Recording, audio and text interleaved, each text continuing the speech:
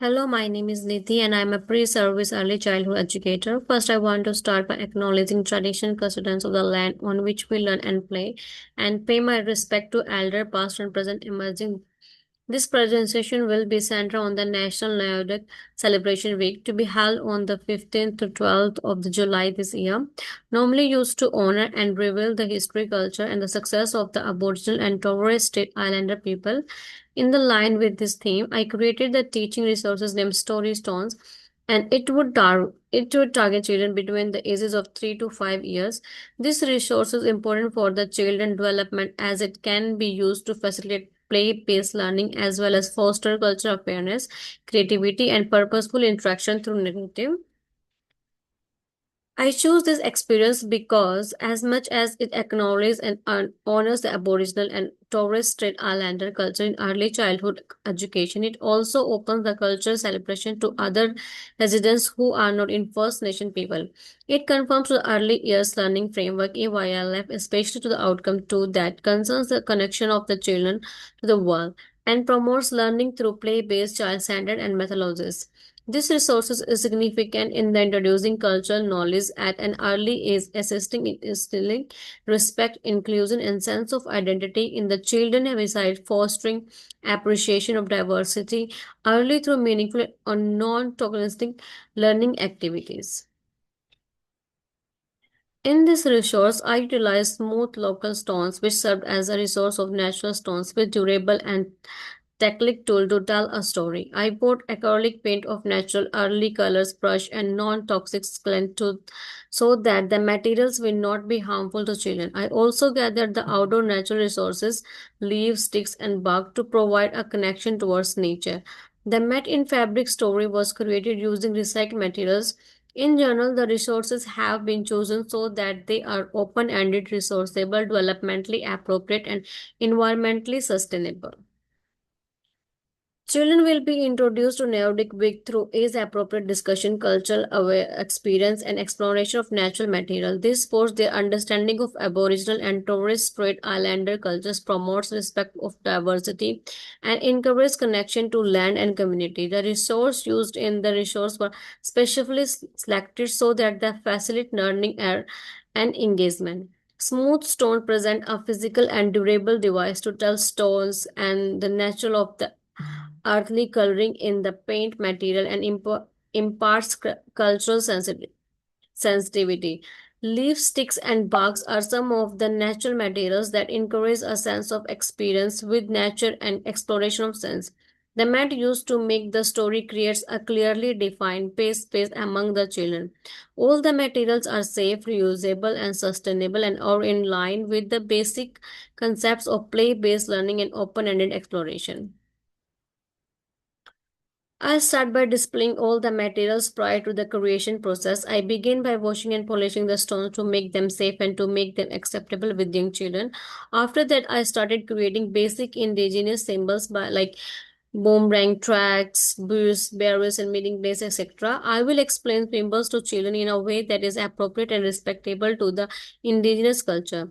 This step is in accordance with the Early Childhood Australia Code of Ethics 2019, which urges respect towards other culture and identities.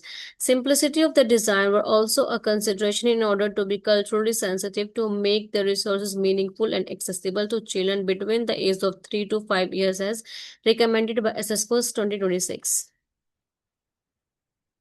After gathering all the material I needed, I proceed to paint the stones with simple culture and natural patterns and made sure that the patterns were respectful and appropriate. In designing it, I used simple visual indigenous elements which include tracks, boomerang, people sitting, place, and lines to facilitate the storytelling. They were based on topical element in the indigenous symbols like animal tracks, meeting place, and unity with nature.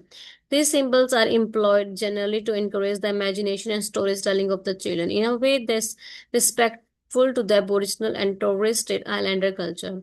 I then set natural materials, that means examples, sticks, bark, to form a storytelling environments and a story mat to use to realign the play space. The last Design is deliberately open ended and it is free to explore, imagine, and create their own stories that contributes to practical work and corresponds to purposeful planning in early childhood education. When one is used to chosen to encourage meaningful and flexible learning experience as noted by the Arthur E.T. 2021. During this experience, I would invite children to a circle roundup of story stones and start a cultural practice of telling stories together and meaningfully.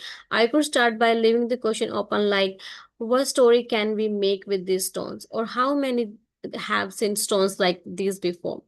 As the children interact, I would direct them to force relationship with the land and nature things surrounding them, inspiring them to realize place and environmental.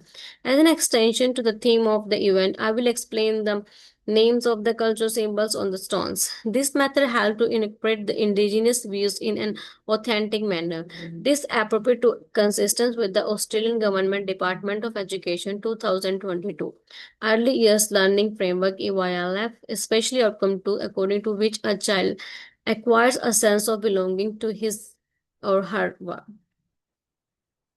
In order to facilitate learning in children, I would scaffold the storytelling by facilitating the elaborating on their ideas, which is based on the fact presented by the Vysotsky's 1978 that learning is built through social interaction. I would also promote teamwork and creativity where children can share and create stories together by playing.